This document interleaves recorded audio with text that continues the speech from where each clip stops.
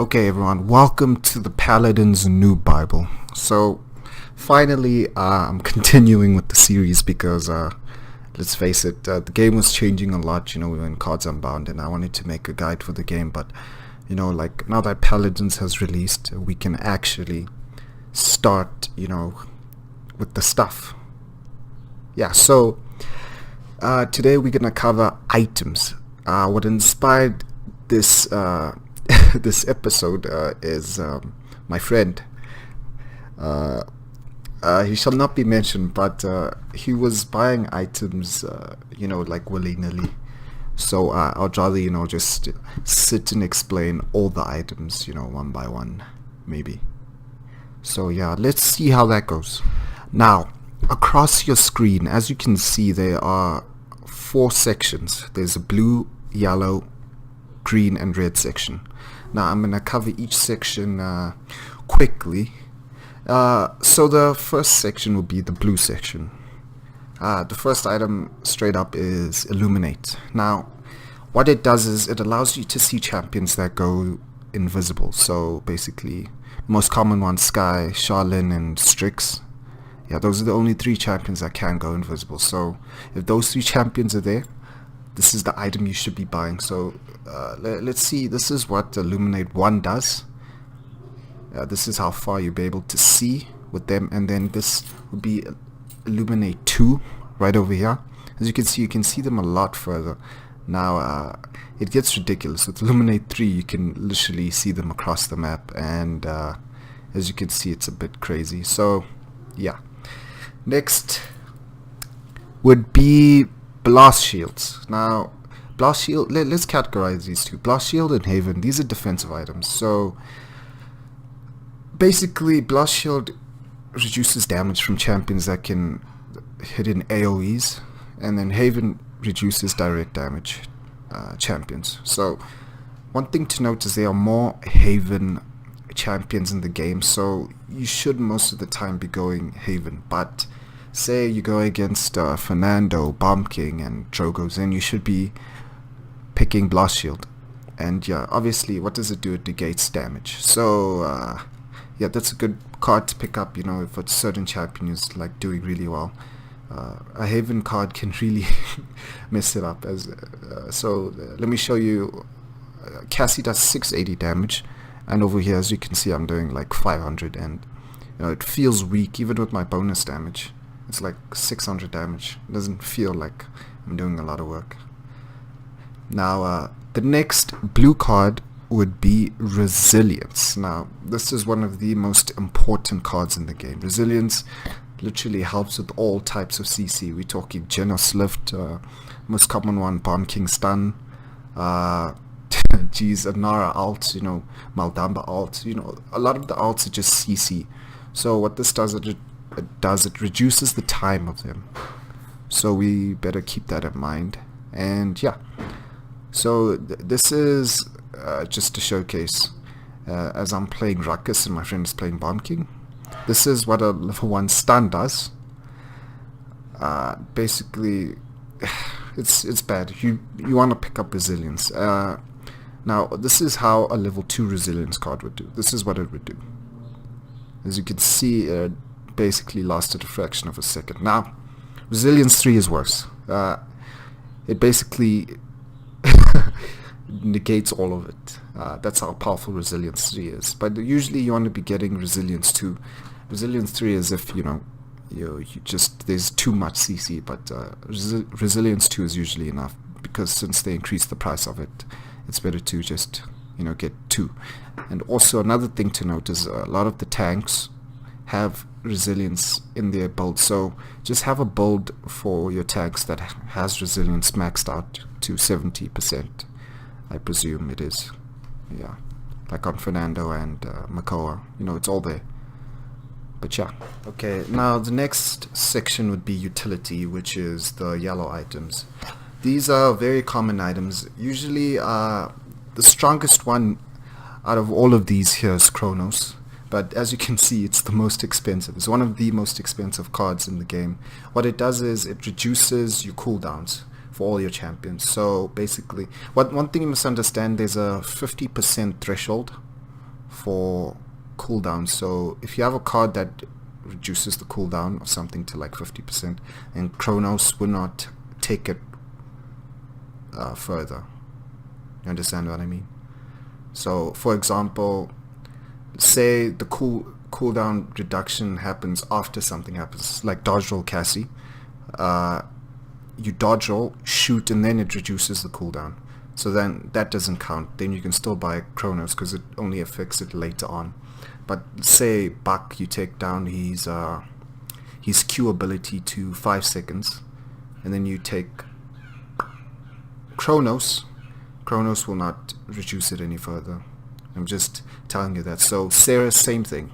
If you take Chronos on Ceres and you already have the 2.5 seconds, you're wasting credits. You might as well rather go morale boost, which is better for her.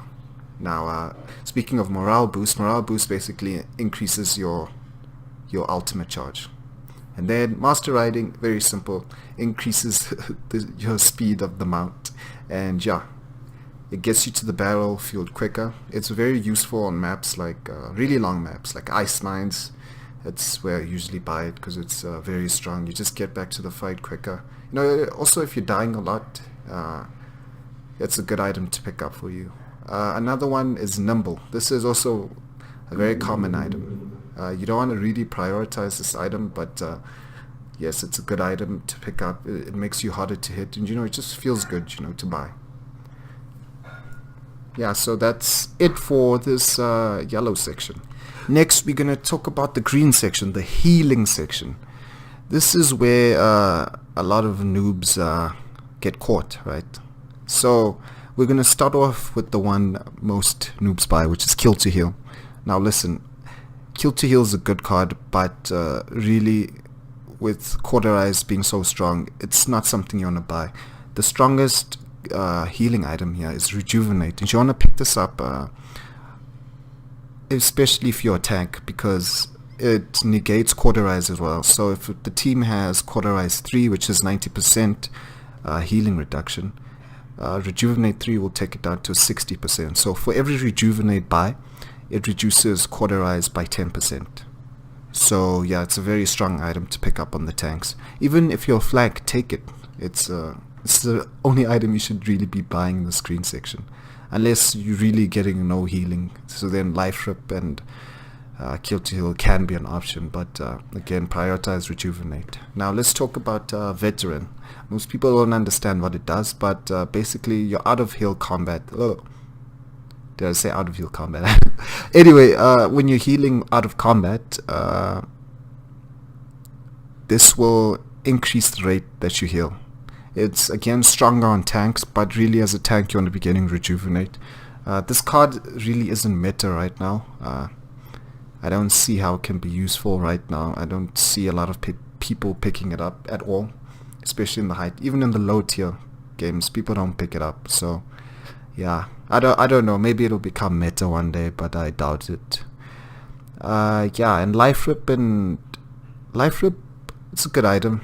You usually want to stack it with cards in your build to make it stronger, but yeah, these heal cards should be your last priority cards. Yeah, so that's it for the healing section. Remember, Rejuvenate, number 1 pick. That's what you should be going for. Okay, final section, the offensive section, the red cards, the most important cards in the game. Now, off the bat, I'm going to tell you, do not buy Deft Hands. Stop it. You do not need Deft Hands. The only time you should be buying Deft Hands is if there's literally no healer and no tank on the other side, okay?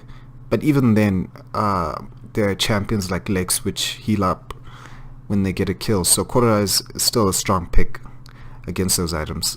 Cauterize is still a strong pick against Buck, you know, flank champions. You know, anything that heals up, you really want to be getting Cauterize. Do not be getting Deft Hands. Deft Hands is a noob item. If I see you picking Deft Hands, you're an idiot. There, I said it. Okay, stop picking that item. The only time you should be picking that item is on Mr. Snack Maldamba. Okay, and that shouldn't even be a priority item for you there. Maldamba. Healers take Chronos 100% of the time. Well, most of the time, except Ceres. Okay, so yeah, do not pick Deft Hands. Okay, the items you should be prioritizing is Cauterize and Wrecker. So now let's talk about Cauterize, because it's the most game-changing item in the game right now. It's really strong. Basically what it does is it negates healing. So let's look at this video. This is me with Cauterize 1 trying to kill a Grover who's ulting. And as you can see, it didn't go so well. He just kept healing up and healing up. Even in a battle, you can see that he has this passive healing, and there's nothing I can do about it in the fight. Now, let's see how strong Cauterize 2 and 3 is really what you should be aiming for. But Cauterize 3 should be your priority. Like as I said, this should be your first item you pick up. Cauterize when you, especially against Ceres, Malda, all the healers, you should be picking Cauterize. Yeah, basically, let's look at that Grover ult once more and see how this time he's not healing even for a second as I'm shooting him. See, boom, just like that. It's strong. Next, we're gonna talk about Wrecker. Wrecker is a really strong item against tanks.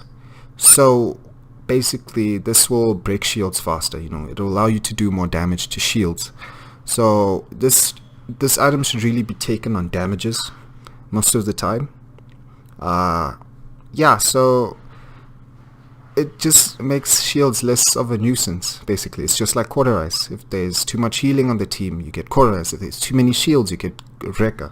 It's that simple. It basically prevents teams from stacking,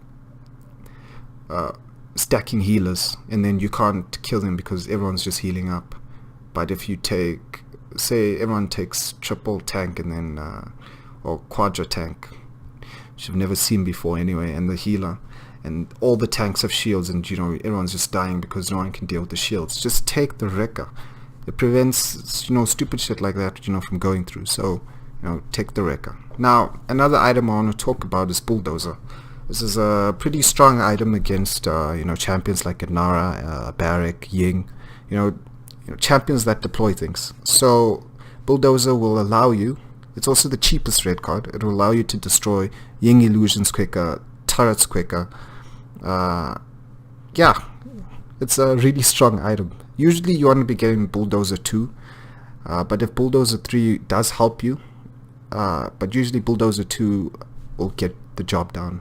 Yeah, most of the time. But yeah, that's all I have to say about the offensive cards. So let's just break it down one more time. Offensive, the red card is the first item you want to be buying. So you want to either be buying Cauterize or Wrecker first, most of the time. Okay. Another thing you can buy first is Resilience if you do not have Resilience in your build, or Illuminate, defensive item. You should be looking at the blue cards and the red cards first when your match starts, or even Chronos sometimes. So, or Rejuvenate if you're a tank. So yeah, basically that's just a breakdown of how the cards work. Cards are really powerful. They're the reason, it's like another element to Paladins people don't understand. So yeah, just pick your cards. Don't forget to buy items when you're dead, like Kami says. Okay. Anyway, thank you so much for watching this guide. I hope it helped someone out there. It's gonna help a lot of people. Yeah, don't be a noob. Don't buy Deft Hands. Don't buy a veteran. Yeah, and you can only buy Deft Hands if you're Maldamba. Healers, take Chronos. That's the first item healers should be buying. Cauterize, first pick most of the time. Wrecker if you're damaged, to deal with the shields.